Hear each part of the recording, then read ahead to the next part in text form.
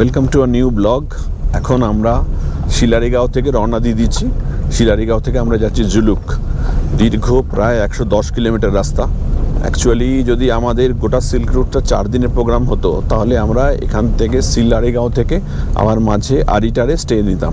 সেক্ষেত্রে আরিটারে একদিন স্টে করে 50-60 কিলোমিটার ট্রাভেল হতো, তারপরে সেখান থেকে আবার পরের দিন জুলুক। কিন্তু যেহেতু আমরা সেটা করিনি, আমরা 3 দিনেই নিচ্ছি, কারণ আমরা গ্যাংটক ফিরে গ্যাংটক থেকে আবার একটা ওখান থেকে রাবাংলা যাওয়ার প্ল্যান আছে। সেই জন্য একটা ডে স্কুইজ করার জন্য আমরা 3 দিনের সিল্ক রুটের প্ল্যান করেছি। সেই সিল্ক রুটের যদি 3 দিনে কেউ প্ল্যান করে তাহলে তাকে কিন্তু শিলারিগাঁও থেকে সোজা যেতে হবে জুলুক, মানে 110 কিলোমিটার।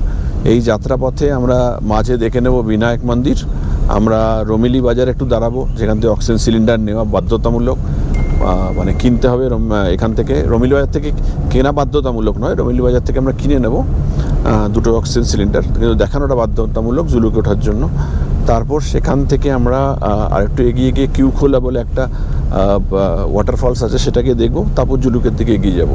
তো এই হচ্ছে সারাদিনের প্ল্যান। আজকে কালকে 2 দিনই একটা দীর্ঘ লম্বা জার্নি হবে, হেকটিক জার্নি হবে। বাট রাস্তার ঘরে না থেকে রাস্তাকে, প্রকৃতিকে এনজয় করাটা, এটাই আমাদের প্ল্যানের মধ্যে আছে। তো সেটাই আমরা করছি। এখন আমরা যাচ্ছি কিন্তু পুরো জঙ্গলের মধ্যে থেকে, এই যে পুরো জঙ্গলের মধ্যে থেকে। এই একটা চেকপোস্ট ছাড়িয়ে গেলাম, সোজা এগিয়ে যাচ্ছি। যে কোনো জায়গায় গন্তব্যের থেকে পথের এই জার্নিটাই কিন্তু খুব ভালো লাগে। রাস্তার বাঁকগুলো একবার দেখেছো? একে বেঁকে কিরকম, বা পাশে পাহাড়, ডান পাশে জঙ্গল, তার মাঝখান থেকে আমরা এগিয়ে চলেছি।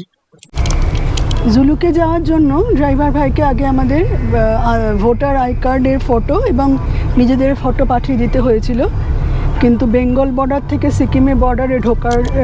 সিকিমে ঢোকার সময় একটা চেকপোস্ট আছে, ওখানে কিন্তু ওরা অরিজিনাল আই কার্ড দেখছে, ভোটার আই কার্ড এবং ফটোকপি। যদিও আধার কার্ড এখনও লাগেনি, তবুও আধার কার্ডও আমরা সাথে রেখেছি।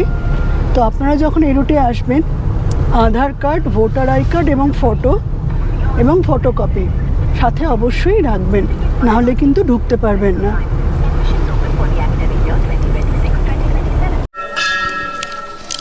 আমরা এসে পৌঁছলাম সিদ্ধিবিনায়ক মন্দিরে। জায়গাটার নাম রেনক। ভারী সুন্দর মন্দিরটা।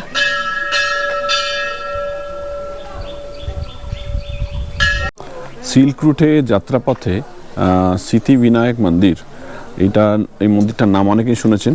তো আমরাও একটা পবিত্র মন্দির, হনুমানজি এবং সিদ্ধিদাতা গণেশের, সেই মন্দিরে আমরা এখন নামবা। এখান থেকে তারপরে আমরা যাব রমিলি বাজার। এই হচ্ছে বিশাল মন্দিরটা, এই হচ্ছে অমৃত মন্থনের সেই সিনটা এখানে তুলে ধরা হয়েছে দারুণভাবে। এদিকে অসুররা, এদিকে দেবতারা, শিব গরল পান করছে। আর এই হচ্ছে এদিকে মন্দির, আর এদিকে হচ্ছে হনুমানজির মন্দির। পাহাড়ের মধ্যে একটা দারুণ, এখান থেকে ক্যামেরায় হয়তো দেখা যাবে না অতটা ভিতরের থেকে, আমি চেষ্টা করছি যতটা দেখা যায়। আর এদিকে আছে হনুমানজির মন্দির, হনুমানজি দাঁড়িয়ে আছে। এবার আবার বাকিটা এগিয়ে যাই। জুলুকের পথে রমিলি বাজারের নাম অনেকেই শুনেছে। তো আমরা এখন এসে দাঁড়িয়েছি রমিলি বাজারে। বলে রমিলি বাজার কিন্তু কেনাকাটার জন্য ভালো, একটু কস্ট ইকোনমিক, সব কিছু প্রোডাক্ট একটু কম দামে পাওয়া যায় পাহাড়ের তুলনায়।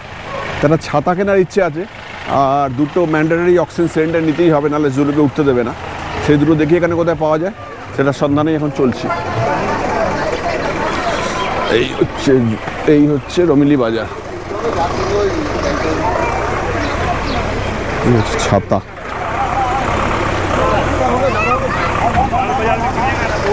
কেনাকাটাটা করে নি। অক্সিজেন সিলিন্ডারটা নিতে হচ্ছে এখান থেকে, এরকম দেখতে। এর মাথাটাকে এই এরকমভাবে থাকবে, এটাকে খুলে নিয়ে মুখে বসিয়ে নাকে নিঃশ্বাস নিতে হবে। এটা ম্যান্ডেটরি, অক্সিজেন সিলিন্ডার না হলে এখানে কিন্তু যেতে দেবে না, এটা মাস্ট। তো এইটা আমরা একটা নিলাম, একটাতে 2 জনের হয়ে যাবে।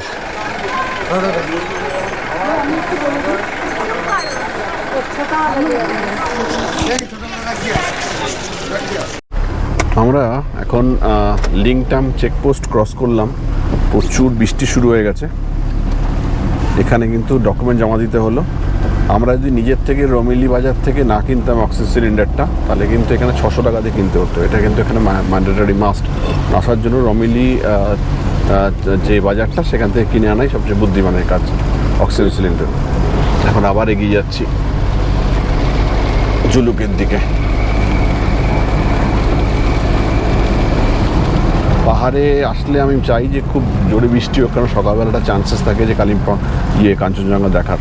দেখা যাক কালকে কি হয়। কালকে সারাদিন লম্বা ট্যুর আছে। আমরা এখন যেখানটা এসছি সেটার নাম হচ্ছে কিউখোলা।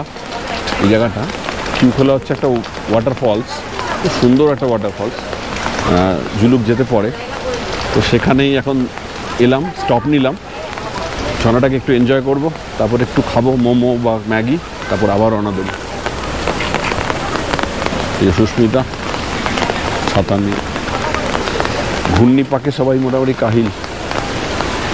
এই হচ্ছে ঝর্ণাটা।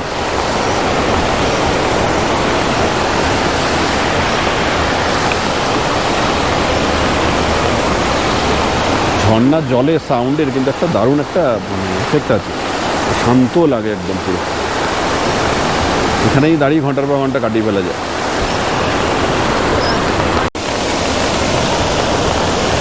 আমরা এখন এসেছি কিউখোলা ওয়াটারফলসে। কি সুন্দর, টিপ টিপ করে বৃষ্টি পড়ছে। টিপ টিপ না, বেশ ভালো রকমই বৃষ্টি পড়ছে। আমরা এখন এসেছি কিউখোলা ওয়াটারফলসে। বেশ ভালোই বৃষ্টি পড়ছে, তার মধ্যে এই ওয়াটারফলসটা।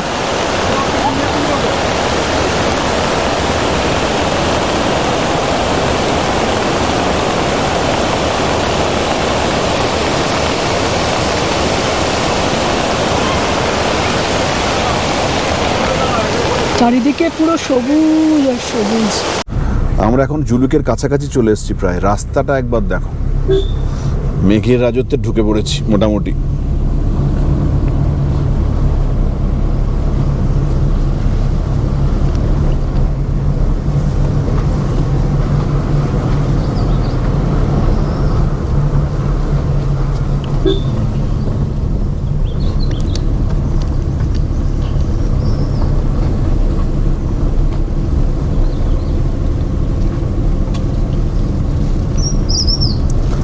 অসাধারণ না? পদম চেন ক্রস করে আমরা এসে গেছি এখন জুলুকের কাছাকাছি। ঠিক আছে, এই জঙ্গলগুলোর কিন্তু আলাদা একটা স্মেলও আছে। জঙ্গলেরও কিন্তু একটা গন্ধ হয়, পাতার গন্ধ। সবুজের যেমন ডিফারেন্ট শেড, কিন্তু জঙ্গলেরও কিন্তু একটা আলাদা করে গন্ধ পাওয়া যায়। মোটামুটি সেগুলোই কি গাড়িতে বসে উপভোগ করতে পারছি। এগোচ্ছি, দেখি হোমস্টেটায় দুপুরের খাওয়ার দেওয়ার কথা আছে, দেখি আমরা পৌঁছতে পারি নাকি। এখন বাজে অলরেডি 2:40। দেখি পৌঁছানো কি অপেক্ষা করছে আমাদের জন্য। রাস্তাটা দেখা যাক।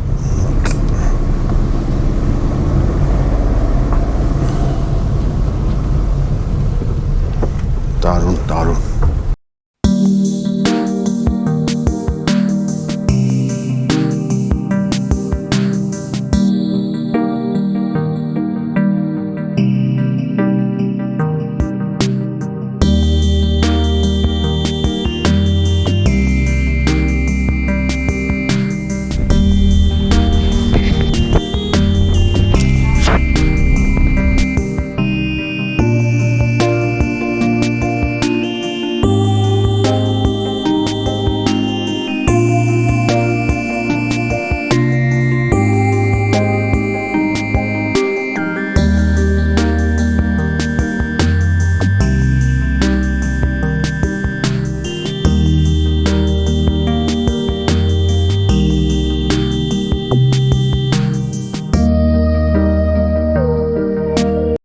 বাপরে, জুলুকের সামনে এসে এখন রাস্তার এই অবস্থা, আর এদিকের এই বিউটি,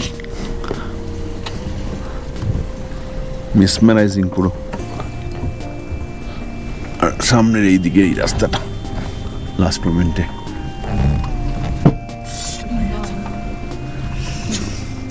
लग गया क्या?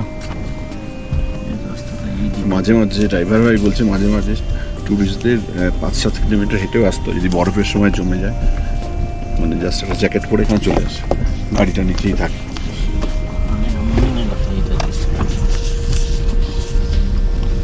आप लोग का वो है होमस्टे, कौन सा वाला? वो ब्लैक कलर के ऊपर दिख रहे हैं। আচ্ছা আচ্ছা, ওই যে উপরে গ্রে ছাউনি দেখা যাচ্ছে ওইটা আমাদের টিবেটিয়ান হোমস্টে। उसका ऊपर का है। अच्छा छावनी वाला उसके ऊपर, हाँ, उसके ऊपर व्हाइट वाला। एकदम पीला क्या है, ग्रीन कलर है। वही अच्छा सबसे ऊंचा जो नहीं, व्हाइट वाला, व्हाइट वाला। अच्छा अच्छा,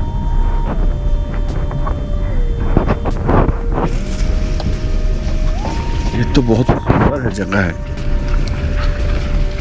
होमस्टे है तो बहुत। रास्ते का हालत काफी खराब है।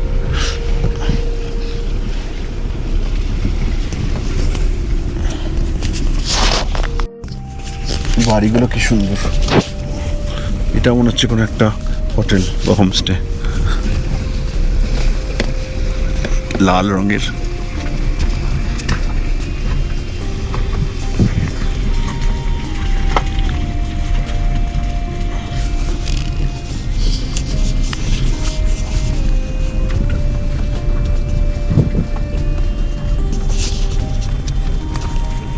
আমরা এসে গেছি মেঘের রাজ্যে, জুলুকে। প্রচণ্ড ঠান্ডা এবং বৃষ্টি হচ্ছে এবং মেঘ, এক দুর্দান্ত কম্বিনেশন, ভাষায় বোঝানো যাবে না, এত দারুণ লাগছে এই জায়গাটা।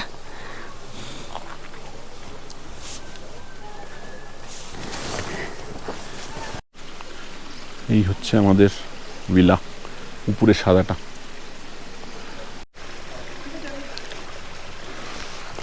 এই এতটা উপরে চড়তে হবে।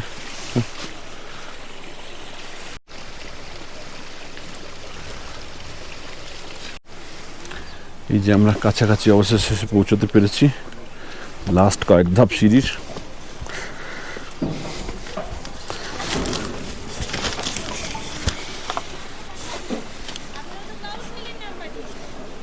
এই একদম উপর থেকে ভিউ, আর এই হচ্ছে আমাদের রিসর্ট।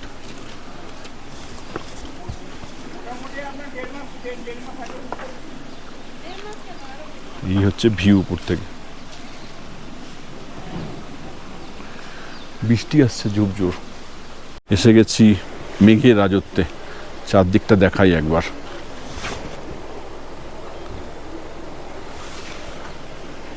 এই সুস্মিতা ওখানে দাঁড়িয়ে আছে, এই আমাদের রিসোর্ট। এখানে আছে আই লাভ জুলুক। বাহ, আমরা এসে বললাম নিচে ওই জায়গা থেকে লাগেজ তুলে নিয়ে আসতে হবে, আদারওয়াইজ কোনো উপায় নেই তোলার।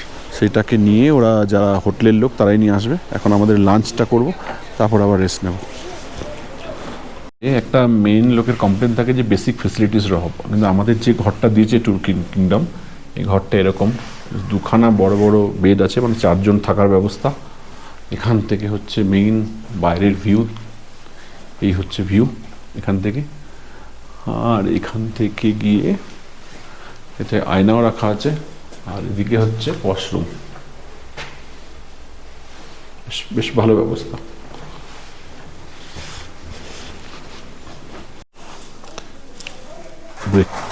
লাঞ্চ সার্ভ করে দিয়ে গেছে, রাইস, ডাল, কালারফুল ডিফারেন্ট রকমের পাঁপড়, এটা একটা সবজি, আর হচ্ছে এগ, রাত্রে হয়তো চিকেন থাকবে, এই হচ্ছে স্যালাড। এই হচ্ছে খাবারটার বেসিক খাবার, যেটা এখানে সবসময় তাই হয়। আমরা খেয়ে নিই, অলরেডি প্রায় 4:30 বেজে গেছে, রাত্রের খাবার সময় প্রায় হয়ে গেছে কিছুটা।